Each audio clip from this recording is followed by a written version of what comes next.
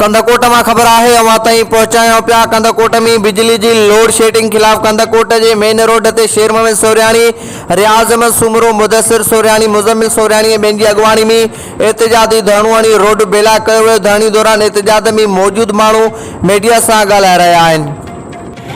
शुक्रगुजार हाँ जैं असांखे कवरेज ॾिनी आहे।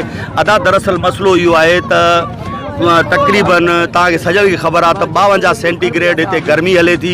आए ॾींहुं मां हिन जे ख़िलाफ़ु जॾहिं हिन जी 5 मिंट ट्रिपिंग हर वक़्तु हले पई, मां हिन जे ख़िलाफ़ु सोशल मीडिया ट्रायल कयो।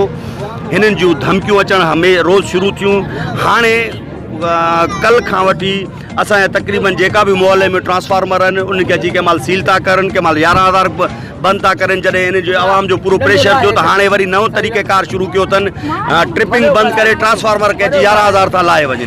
असां तव्हांजी बिजली असां बंदि कंदासीं या 15 घंटा बंदि आहे त पोइ तव्हांजी 20 घंटा बंदि कंदासीं।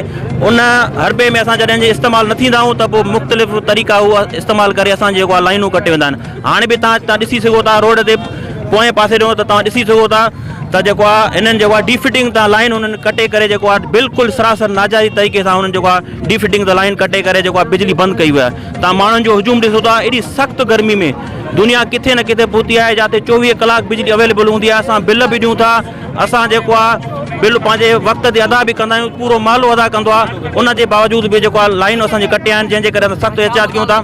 असांजो मुतालबो इहो आहे त जेको आहे एक्सीएन LS ऐं जेको आहे SDO खे फिलफोर हटाए करे जेको असांजी डीफिटिंग लाइन जे कटे आहिनि उनखे बहाल करनि, न त इहो दाइरो अञा वधी वेंदो एहतियात। जीअं त असांजे सिटी 4 में ख़ासि करे जेका हथरादू लोडिंग कई वई आहे, जेको बि किथे करनि था सॼो कुझु हथरादू करनि था। वाडा SDO कयो या LS कयो, सिर्फ़ु नाजाइज़ सिटी 4 सां आहे। ॿिया फीट तव्हां चेक कयो, कंहिं बि का न आहे। बराए महिरबानी असांजे अला इकामत को इहा हिकिड़ी असांजी अपील आहे त बराए महिरबानी करे असांजे सिटी 4 को इहे लोड शेडिंग ख़तमु कयो।